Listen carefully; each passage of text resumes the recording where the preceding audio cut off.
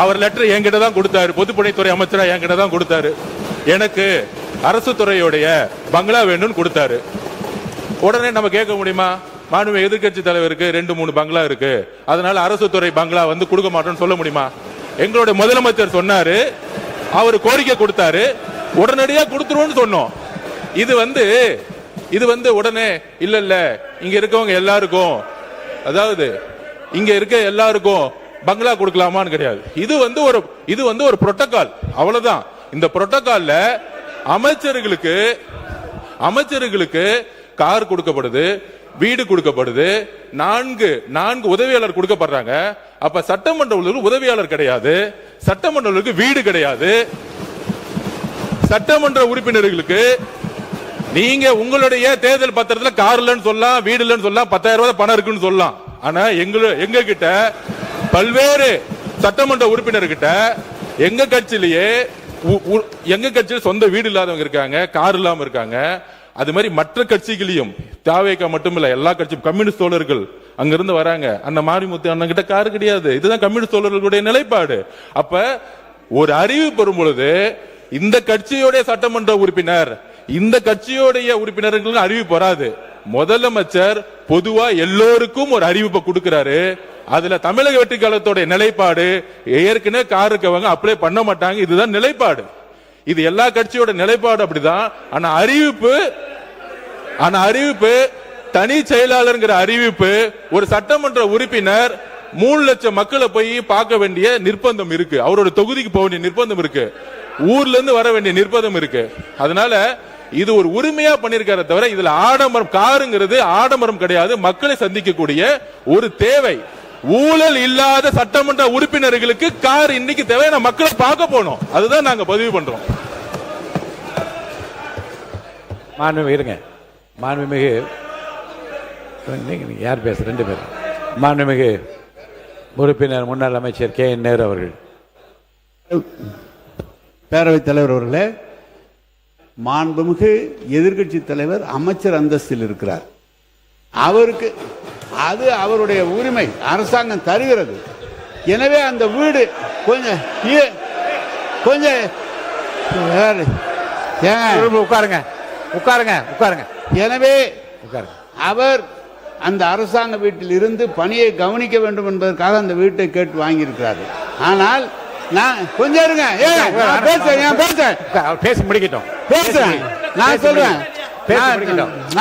நீங்க பேசுங்க. இப்ப நாங்க கார் வேணான்னு தானே சொல்றோம், உங்கள்கிட்ட வேணும் நான் கேட்கிறேன். கார் வேணான்னு சொல்றேன், அவர் சொல்றாரு 2-3 கார் வச்சிருக்கான், இங்க கூட அந்த நிலையில் தான் இருக்கு அப்படிலாம் சொல்றாரு. நான் கார் வேணாம், ஏற்கனவே அரசாங்கம் செலவு வைக்குது, கார் வேணான்னு சொல்றேன்.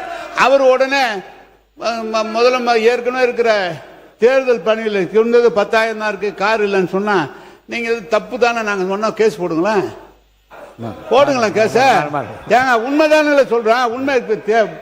தேர்தல் நிற்கும் போது கொடுக்கிற அவிடவிட்ல என்ன இருக்காதான் அதை கொடுக்க முடியும். எனவே எதை எடுத்தாலும் ஒரு குதர்க்கமாக பேசினா எப்படி சரியா இருக்கும்? அவரு நீங்க வீட்டில் வந்து காரு வேணான்னு தானே சொல்றோம், உங்களுக்கு செலவு கம்மி பண்ணுன்னு தானே சொல்றோம். அதுக்காக ஒருத்தர நீங்க வந்து 4 வீடு வச்சிருக்க, 3 வீடு வச்சிருக்கேன்னா தெரியுமா? அமைச்சருக்கு தெரியுமா என்பது தெரியல. அமைச்சர் இப்ப சொந்த வீட்டில் இருக்கிறார், ஆனா அந்த அரசாங்கம் அந்த வீட்டுக்கு வாடகை கொடுக்குது. அது தெரியுமா அவருக்கு? அமைச்சருக்கு வீடு சொந்த வீட்டில் இருந்தா கூட அதுக்கு வாடகை கொடுக்குறாங்க. அதை ஒண்ணு வேணான்னு எழுதி கொடுங்க. மாண்புமிகு பொதுப்பணித்துறை அமைச்சர், மாண்புமிகு பேரவைத் தலைவர்களே, இதுதான் நாங்க சொல்றோம். அவர் பேசி முடிக்கட்டும். இதுதான் நாங்க சொல்றோம். எதிர்க்கட்சி தலைவர் சொல்லும் பொழுது அவர் சொல்லக்கூடிய வார்த்தைகள் அரசியல் ரீதியா மாத்திர மாதிரி வார்த்தைகள் இருக்கு. அதாவது நான் பேசி முடிச்சிடலாம். அவரு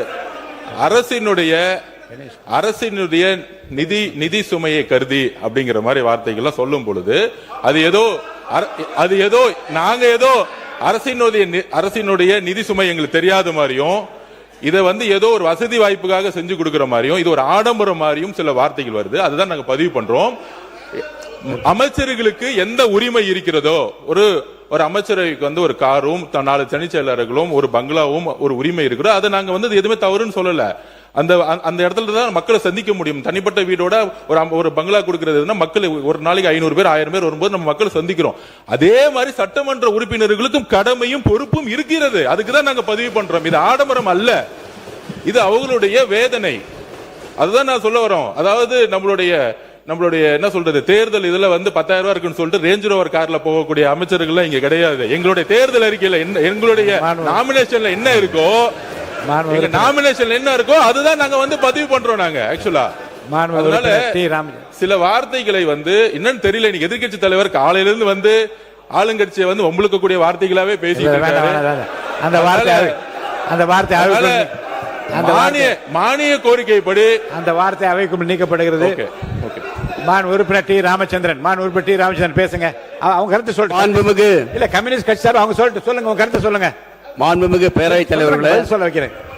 சொல்ல வைக்கிறேன், பேசி முடிக்கிட்டு சொல்ல. மாண்புமிகு பேரவைத் தலைவர்களே, சுருக்கமா சொல்லுங்க. சில சட்டமன்ற உறுப்பினர்கள் கார் வேண்டும் என்று முதலமைச்சர் கோரிக்கை வச்சாங்க. ஆமா, முதலமைச்சர் அறிவிச்சிருக்காங்க. ஆமா, ஆகவே இல்லாதவங்க கொடுக்க வேணும்னு சொல்ல, எங்களை பொறுத்தவரை கார் தேவையில்லை என்பது எங்களுடைய நிலைப்பாடு என்பதை தெரிவித்துக் மாண்புமிகு உறுப்பினர் கணேஷ்குமார், முனைவர் கணேஷ்குமார் அவங்க சொல்லிட்டேன்.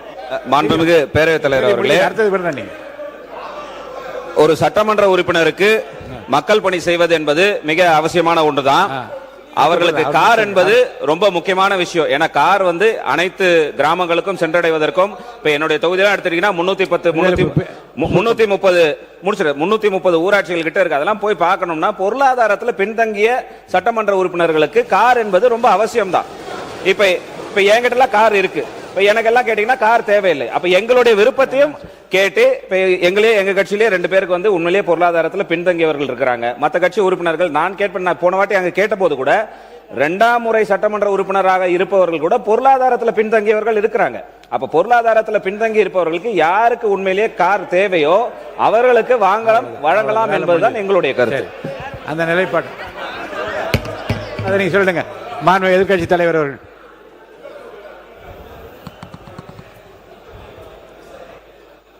பேரவைத் தலைவர் அவர்களே, எங்களுடைய தலைவர் இதை அரசியல் செய்வதற்காக கிடையாது.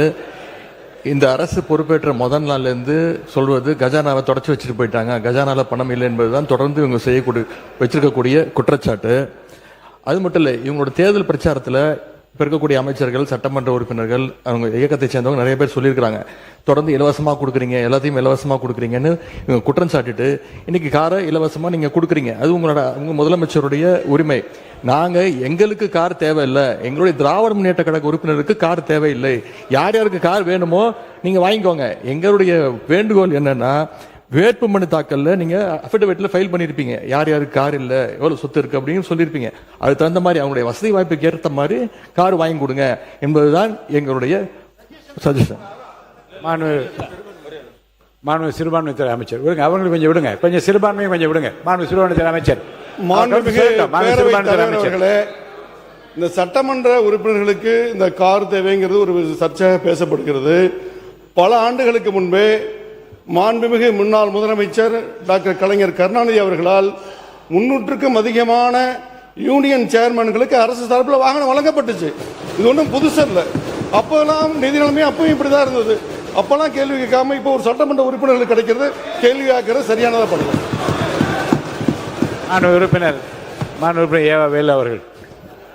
மாண்புமிகு பேரவைத் தலைவர்களே, அன்னைக்கு அனௌன்ஸ்மெண்ட் என்னன்னா, அனைத்து சட்டமன்ற உறுப்பினர் தான் அனௌன்ஸ்மெண்ட். நல்லா புரிஞ்சுங்க. ஆமா, நாங்க சொல்றோம் அனைத்து சட்டமன்ற உறுப்பினர் சொன்னா எல்லாம் சேர்த்து தான் சொல்லிருக்கீங்க. ஆமா, எங்க கட்சி தலைவர் சொல்றாரு ஏற்கனவே அரசாங்கம் கடன் பட்டு இருக்கிறது, விவசாயிக்கு முழுமையா தள்ளுபடி செய்யல, இப்படிப்பட்ட நிலையில நமக்கு கார் வேணாம் அப்படின்னு எங்களை அறிவுரை சொல்றாரு. அதனால திமுக சார்பா இருக்கிற 59 உறுப்பினர் தான் நாங்க எங்களை வேணான்னு சொல்ற மொழிய, அந்த பத்திரம் வேணாம் நீங்க வாங்காத அப்படின்னு நாங்க சொன்னோம். எங்களோட துணைத்தலைவர் அதான் சொன்னார். அதை புரிஞ்சிக்காம அரசியல் பண்றீங்க இதுல என்ன அரசியல் இருக்குது? ஒண்ணு.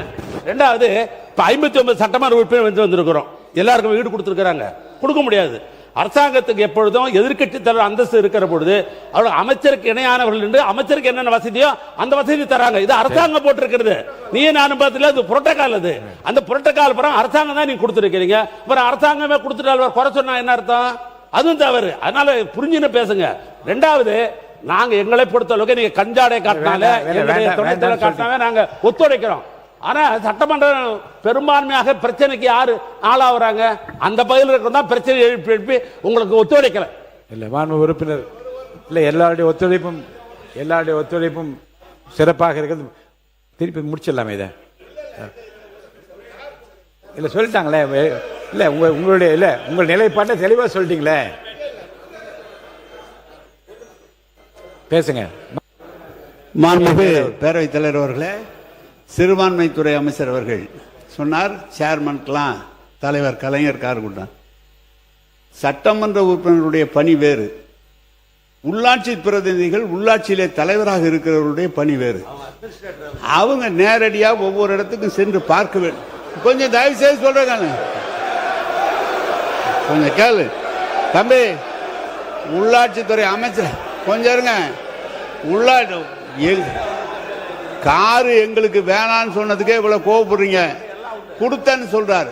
ஒரு உள்ளாட்சி துறையில சேர்மனா இருக்கிறவரு, 30 பஞ்சாயத்தை பாக்குறவரு, 30 பஞ்சாயத்தை நிர்வாகத்தை பாக்குறவரு. சார், செக் பவர் உங்களுக்கு இருக்கா? சட்டமன்ற உறுப்பினர் செக் பவர் இருக்கா? உள்ளாட்சி பிரதி தலைவருக்கு செக் பவர் உண்டு. எனவே நீங்க உள்ளாட்சி தலைவர் கொடுக்குறோம். மாண்புமிகு பேரவைத் தலைவர் அவர்களே, மாண்புமிகு பேரவைத் தலைவர் அவர்களே, அண்ணா ஒரு நிமிஷம், அண்ணா ஒரு நிமிஷம், ஒரு நிமிஷம். மாண்புமிகு பேரவைத் தலைவர்களே, மாண்புமிகு மூத்த உறுப்பினர் கேட்டாரு சட்டமன்ற உறுப்பினர் செக் பவர் இருக்கான்னு அப்படின்னு. செக் பவர் இல்ல, ஒத்துக்கிறோம். ஆனால் மக்களுடைய எதிர்பார்ப்பு என்ன தெரியுமா? அந்த புதிய சட்டமன்ற எதிர்பார்ப்புன்னா, பெரும்பாலும் தேர்தலில் நாங்க பிரச்சாரத்துக்கு போகும்போது சொன்னது, நிறைய இடத்துல எம்எல்ஏவை நாங்க பார்த்ததே கிடையாது. எம்எல்ஏ ஓட்டு கேட்கும் போது வந்தாரு, அதுக்கப்புறம் வரவே இல்ல. மழை வரும்போது வரல, எங்க குறைய கேட்க வரல. ஏன் தொகுதியிலேயே அது இருந்துச்சு, எம்எல்ஏ ஆபீஸ் கூட இல்லைன்னு. அப்ப மக்களுடைய எதிர்பார்ப்பு என்னன்னா, சட்டமன்ற நாங்க தேர்ந்தெடுக்கப்பட்டு எங்களுடைய கோரிக்கையை நிறைவேற்றுறது எங்களை முத பாருங்கன்னு சொல்றாங்க. அப்ப பாருங்கன்னு சொல்லும் போது நடந்து போய் பார்க்க முடியாது. ஒவ்வொரு சட்டமன்றத்தை இடத்துல பார்க்கும்போது கிட்டத்தட்ட 3 லட்சம் பேர் இருந்தாங்கன்னா, இப்ப 7 வார்டு இருக்கு என் தொகுதியிலனா, 7 வார்டு நம்ம நடந்து போய் பார்க்க முடியாது. அப்ப இது ஆடம்பரம் கிடையாது. இது அரசியல் ரீதியா நம்ம அமைச்சருக்கு எப்படி மூத்த உறுப்பினர் சொன்னாரோ அது அரசே கொடுத்திருக்கும். சட்டமன்ற உறுப்பினர்களுக்கு இது ஆடம்பரம் கிடையாது. ஒவ்வொரு சட்டமன்ற உறுப்பினர் மக்களை போய் சந்திக்க வேண்டும் என்ற எண்ணத்தில் தான் மாண்பு முதலமைச்சர் இந்த காரை அனௌன்ஸ் பண்ணியிருக்காரு. மக்களை சந்திக்க வேண்டும், இதுதான் முக்கிய கோரிக்கை. சந்திக்கும் போதுதான் அனைத்து டிபார்ட்மெண்டோடைய ஒவ்வொரு ஆபீஸ்க்குள்ள போய், இப்ப நீங்க உள்ளாட்சி துறையெல்லாம் ஆபீஸ்ல உட்கார்ந்துட்டு ஒரு சட்டமன்ற உறுப்பினர் கேள்வி கேட்கும் போது அந்த அதிகாரிகள் உள்ளபடியே ஒரு பயம் வரும். இல்ல வீட்டுக்குள்ளேயே உட்கார்ந்துகிட்டு நம்ம ஒரு அரசியல் செய்ய முடியாது. மக்களுடைய தேவைகளை ஒவ்வொரு தெருவா செய்யணும். அதுக்குதான் இந்த இதை தவிர இது ஆடம்பரம் கிடையாது. எதிர்கட்சி தலைவருடைய நிலைப்பாடுல நாங்களும் இருக்கோம். யார் யாருக்கெல்லாம் கார் இருக்கு அவங்க ஆட்டோமேட்டிக்கா யாரும் அப்ளை பண்ண போறது இல்ல. ஆனா ஒரு முதலமைச்சருடைய அறிவிப்பு பொதுவான அறிவிப்பா தான் இருக்க முடியும். இதுதான் ஒரு அரசுடைய புரோட்டோகால்.